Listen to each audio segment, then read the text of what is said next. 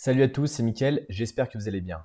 Aujourd'hui, on va parler de Forensic et de l'outil Volatility, mais beaucoup plus en profondeur cette fois-ci, pour voir comment, par exemple, on peut arriver à extraire des fichiers d'une machine ou d'une image mémoire pour aller récupérer des mots de passe et rentrer vraiment en profondeur dans notre analyse forensique à froid. Avant de débuter cette vidéo, j'invite tout de suite à récupérer le guide qui est disponible dans la description. Il est offert, donc allez vous servir. Dans une précédente vidéo, je vous avais parlé de l'outil Volatility écrit en Python qui est vraiment extrêmement puissant.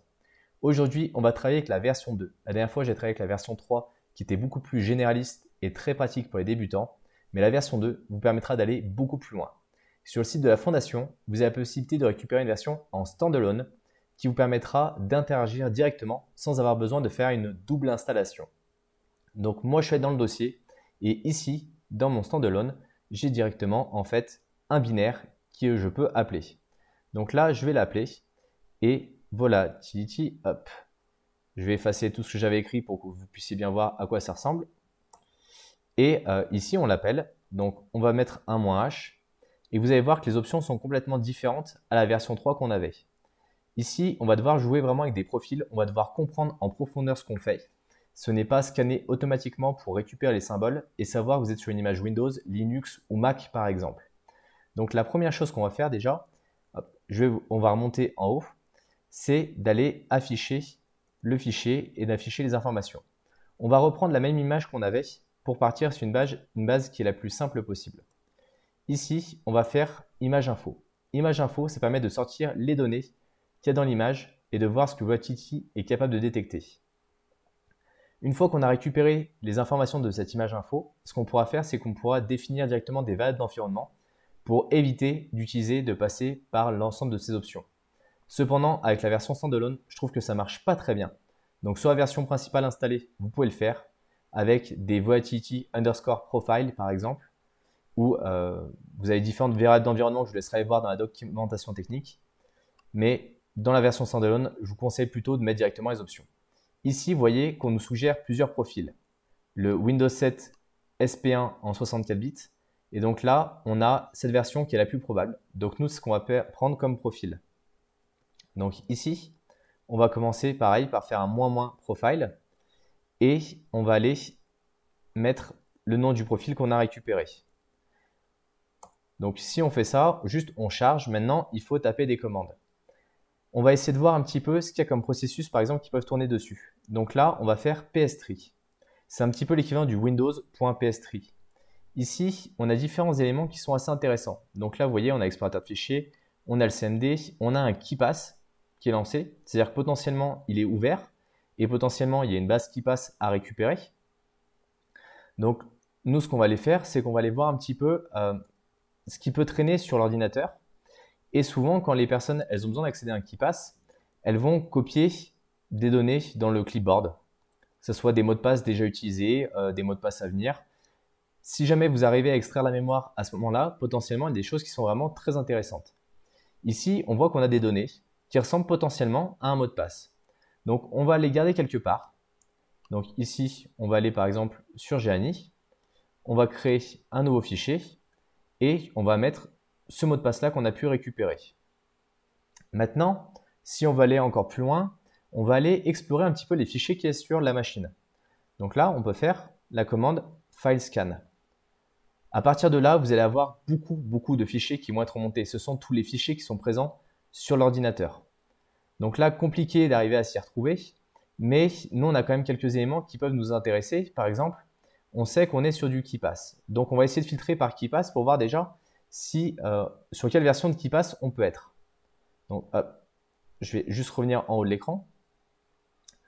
Et donc, ici, on va remettre notre file scan et on va faire un grep sur le terme KeePass.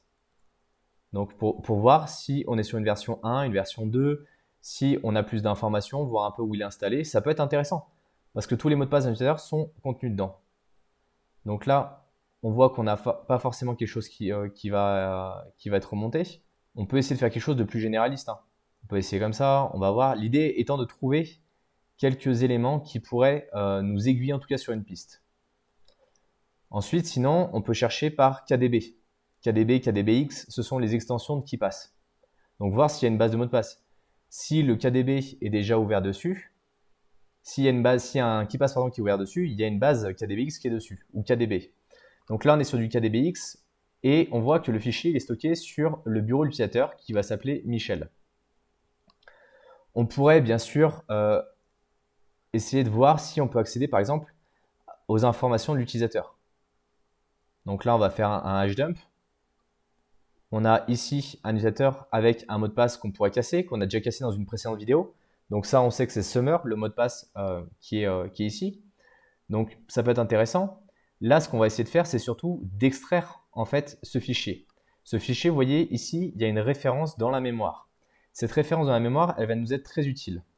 Si on reprend la documentation qu'on a sur Volatility, toujours se référer à la documentation.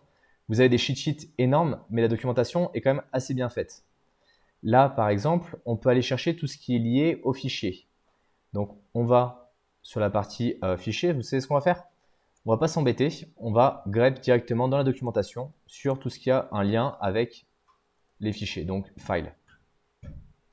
Ici, vous voyez, on a le nom du fichier, ça c'est celui qu'on va charger, le profil, et après, ici, on a l'output file, et on a surtout une commande qui s'appelle dump file. Donc là, ça va nous intéresser, et donc il va falloir comprendre un peu mieux comment ça fonctionne. Cette adresse du fichier elle va nous être utile, mais avant, on va créer un dossier de sortie.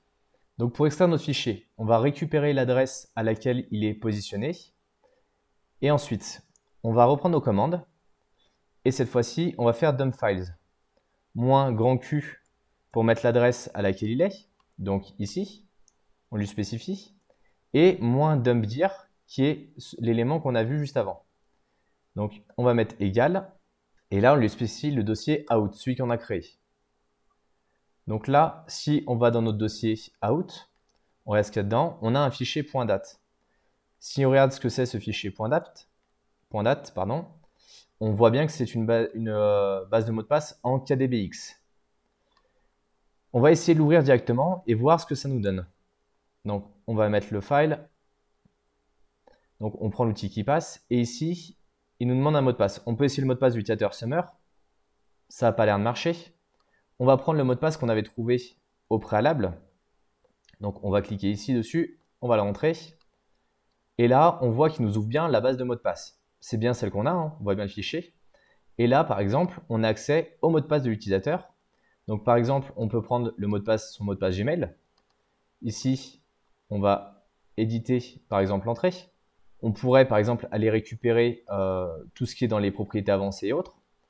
Ou, par exemple, on va le copier et on va aller le stocker quelque part. Et là, par exemple, on a le mot de passe de l'utilisateur en question. Donc vous voyez, on a capacité en fait d'extraire des fichiers, on peut aller vraiment très loin sous condition de savoir ce qu'on fait et où on va. Après, des fois, ils peuvent être corrompus, donc il faut peut-être remodifier un peu les fichiers, mais globalement, ça marche assez bien. Les commandes de Volatility 2, je trouve qu'elles sont quand même beaucoup plus simples une fois qu'on sait où on va et ce qu'on fait et comment on le fait. Par exemple, dans la version 3, l'accès au clipboard aujourd'hui ne fonctionne pas. Il faut passer par des magouilles et c'est toujours un peu compliqué.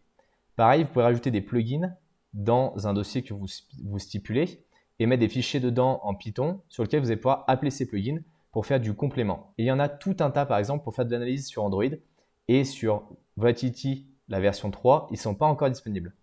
D'où ma préférence pour cet outil-là que je trouve vraiment très intéressant.